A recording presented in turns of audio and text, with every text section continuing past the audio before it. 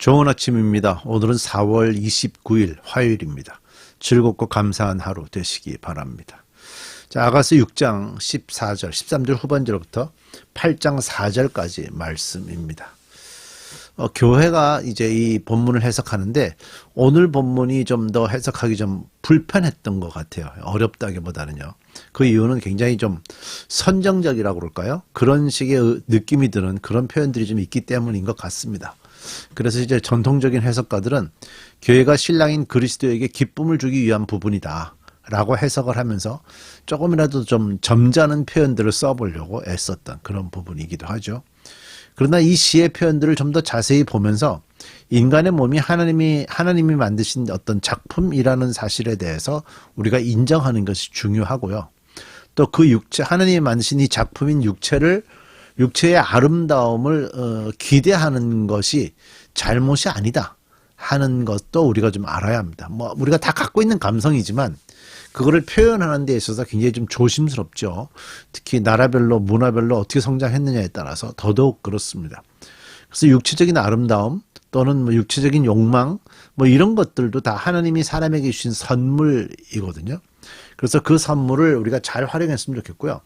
그 선물을 좀 범위 밖에서 사용을 하거나 오용하는 것이 잘못된 것이지 하나님이 허락한 가정 안에서의 표현은 절대로 잘못된 것이 아니다 하는 걸 좀 인식하면서 이 말씀을 보시면 좋을 것 같습니다. 자, 맨 뒤에 14절에 보면 그대들은 어찌하여 마하나임 춤마당에서 춤추는 슬람미의 아가씨를 보려 하는가. 자, 이제 아가서 7장 들어갑니다. 귀한 집 따라 신을 신은 너의 발이 어쩌면 그리도 예쁘냐. 너의 살 오른 넓적 다리는 숙련공이 공들여 만든 폐물 같구나. 너의 배꼽은 섞은 술이 고여있는 둥근 잔 같구나. 너의 허리는 나리꽃을 두른 밀단 같구나. 귀한 집 딸이라는 표현하고요. 신을 신은 너의 발이라는 표현은 사실 좀 연결되는 표현이라고 볼 수가 있습니다. 왜냐하면 귀한 집 딸이라는 사람은 이제 신분이 굉장히 높은 그런 가정의 자녀라는 의미죠. 신분이 높다라는 말은 그 딸이지만 그 딸은 특별한 자유를 누릴 수 있는 그런 자격을 갖춘 여인이다 하는 의미가 있어요. 실제로 이제 왕의 아내가 좀 되는 거죠. 뭐 그런 의미도 있고 또 그것을 이렇게 표현하는 거니까 신을 신은 너의 발이란 말. 신을 신는다는 것 자체가 그 일반적인 노예 신분인 사람들은 신을 마음껏 신고 다닐 수가 없었거든요. 그러니까 이제 신을 신었다는 것만으로도 자유를 누릴 수 있는 이렇게 자격을 갖춘 여인이다 할 수가 있어요. 그래서 그 발이 자유롭게 움직일 수 있다. 하기 위해서는 또 뭐가 필요합니까? 건강한 허벅지가 필요한 거죠. 결국 이 여인이 얼마나 자유롭고 높은 신분의 자녀인지를 좀 보여주는 표현이다 하는 걸 좀 볼 수 있고요. 그 다음에 이제 배꼽을 그 둥근 잔 같다라고 표현을 했죠. 그러니까 우리가 이제 포도주 잔을 보면 포도주 잔은 손잡이가 없잖아요. 이게 손잡이가 없는 잔을 얘기할 때 거기에는 포도주를 담는 것이 가장 아름답다라는 표현들이 있다고 하네요. 그러니까 이제 이 포도주 섞은 술이 고여있는 둥근 잔 같다는 말은 이 포도주 잔 같이 생긴 거를 이렇게 표현하는 것이다 라고 보면 되고요. 너의 허리는 나리꽃을 두른 밀단 같다라는 말은 밀 색깔의 어떤 그 치마를 입은 거다 이런 의미로 해석하시면 좋을 것 같고요. 오래전에 팔레스타인에서는 밀 그러니까 농사를 짓고 나면 그 곡식을 탈곡하고 나면 밀단들을 이렇게 세워서 이렇게 세워놓죠. 군데군데 이렇게.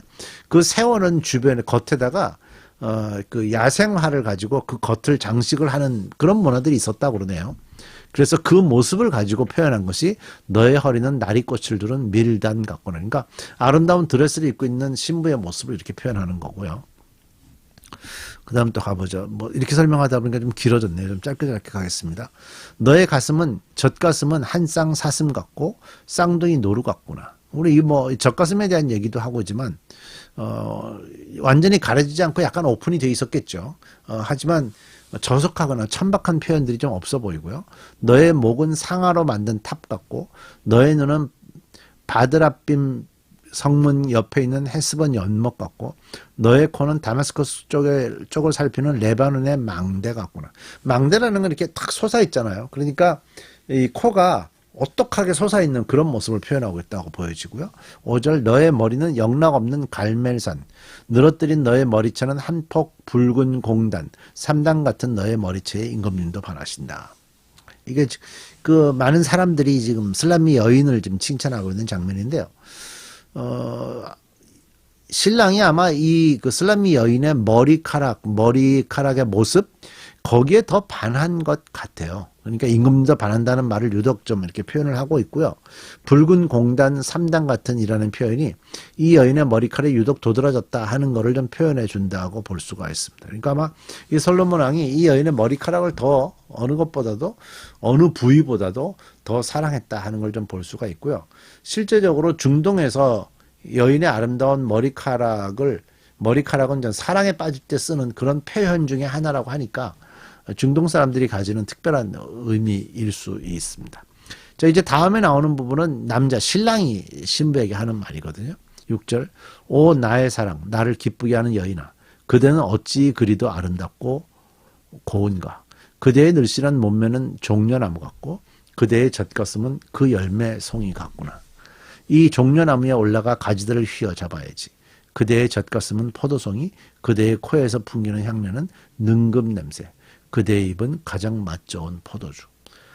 남자가 썼다라는 게 좀 느껴지죠. 예, 표현들이 여인의 육체를 바라보는 마음들을 좀 이렇게 표현하고 있다고 보여지고요. 신부의 아름다움에 얼마나 빠져 있는가 하는 걸 좀 볼 수 있을 것 같아요. 세상에 어떤 여인도 당신 같은 사람은 없습니다 하는 그런 고백들. 또 가지를 휘어잡겠다. 이 종려나무에 올라가 가지들을 휘어잡겠다라는 말은 그 바로 위에 늘씬한 몸매, 젖가슴 뭐 이런 얘기들 했잖아요. 그러니까 그 여인을 품에 안고 싶다 하는 표현들을 좀 하고 있는 거고, 신랑은 아마 신부의 그 사랑 또는 신부의 아름다움 이런 것들을 마음껏 즐기려고 하고 있다 하는 걸 좀 볼 수가 있습니다. 그래서 그 표현하는 거는 그대의 젖가슴은 포도송이, 그대의 코에서 풍기는 향내는 능금 냄새, 그대의 입은 가장 맛 좋은 포도주.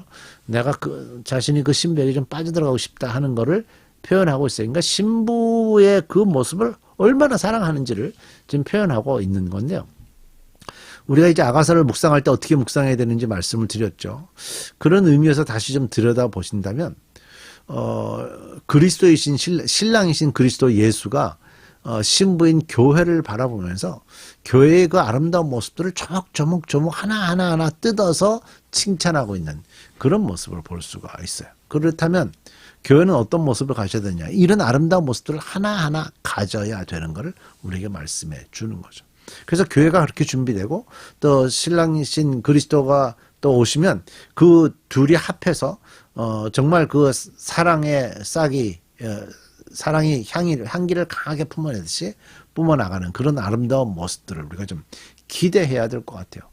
우리가 교회가 이런 모습들에 대한 기대해야 합니다. 교회가 뭐 다양한 일들을 하고 세상의 약한 부분들을 다 돌아보고 해야 되는 일들 중에 하나지만 그런 것들은 부분적으로 아름다운 사랑의 모습 중에 한 부분인 거죠. 그러나 좀 더 폭을 넓혀서 하나하나 좀 더 많은 부분, 다양한 부분, 그리스도가 가장 좋아할 부분들을 더 찾아가는 게 아름다운 교회가 보여야 될 모습이라고 생각을 합니다. 자, 다음에는 이제 그 신부가 표현하는 건데요. 잇몸과 입술을 거쳐서 부드럽게 흘러내리는 이 포도주를 임에게 드려야지. 나는 임의 것, 임이 그리워하는 사람은 나. 임이여 가요. 우리 함께 들러 나가요. 나무 숲속에서 함께 밤을 보내요. 이른 아침에 포도원으로 함께 가요. 포도움이 돋았는지 꽃이 피었는지 석류꽃이 피었는지 함께 보러 가요. 거기에서 나의 사랑을 임에게 드리겠어요. 자기 나무가 향기를 내뿜어요. 문을 열고 들어오면 온갖 열매 다 있어요. 햇것도 해묵은 것도 임이여 내가 임께 드리려고 고이 아껴둔 것이라오. 이렇게 뭐 표현들을 보면 신랑과 신부가 깨어난 상태에서 잠자다가 깬 것 같은데 그때 신부가 신랑을 바라보면서 하는 표현이고요. 10절에 나는 임의 것, 임이 그리워하는 사람은 나. 이 표현이 아주 핵심 아닐까요? 신부가 자신은 신랑의 것이다 라고 고백을 하는 거. 이거야말로 최고의 사랑의 모습이죠. 그러니까 슬라미 여인은 자신을 향한 신랑의 사랑이 충분하다. 정말 자신이 조금 더 의심스럽지 않다 하는 거를 이제 보여주고 있는 거고요. 시골로 돌아가서 단둘이 즐거운 시간들을 좀 가지자 하는 시간들을 이제 표현하고 있습니다. 그 다음에 여자가 또 표현하는데요. 1절 임께서 어머니 젖을 함께 빨던 나의 오라버니라면 내가 밖에서 임을 만나 입 맞추어도 아무도 나를 천하게 보지 않으련만. 이 베두인 유목민 사이에서는 남매들끼리 입을 맞추는 일들이 가능하답니다. 2절 우리 어머니 집으로 그대를 이끌어들이고 내가 태어난 어머니의 방으로 데리고 가서 향기로운 술, 나의 석류즙을 드리련만. 지금도 중동에서 가장 인기 있는 술이 이거라고 얘기하나요? 임께서 왼팔로는 나의 머리를 고이시고 오른팔로는 나를 안아주시네. 예루살렘의 아가씨들아 우리가 마음껏 사랑하기까지는 제발 흔들지도 말고 깨우지도 말아다라고. 신부는 신랑과 더 가까이 있기를 원하는 마음을 표현하고 있습니다. 신랑은 그 신부의 아름다움을 조목조목 칭찬하고 찬양하고 있고요. 우리가 그리스도인으로서 기대해야 될 아름다운 모습입니다. 우리가 신랑인 예수님을 사랑하는 마음이 이 여인처럼 자신이 가진 모든 것들을 다 드리고 좀 더 가까이 있고 싶어하는 이 마음으로 표현될 수 있으면 좋겠습니다. 우리 기도하십시다. 우리가 그리스도인이 된 것도 감사한데 교회라는 공동체를 통해서 우리의 신랑이신 예수님과 함께 하나님의 꿈을 이룰 수 있는 일원이 되었다는 사실이 큰 은혜입니다. 새로운 한 주를 살 때도 우리가 그리스도인으로 살게 하시고 신랑의 신부로서 부족하지 아니하도록 우리의 삶을 축복하시고 인도해 주옵소서. 예수님의 이름으로 기도드립니다. 아멘.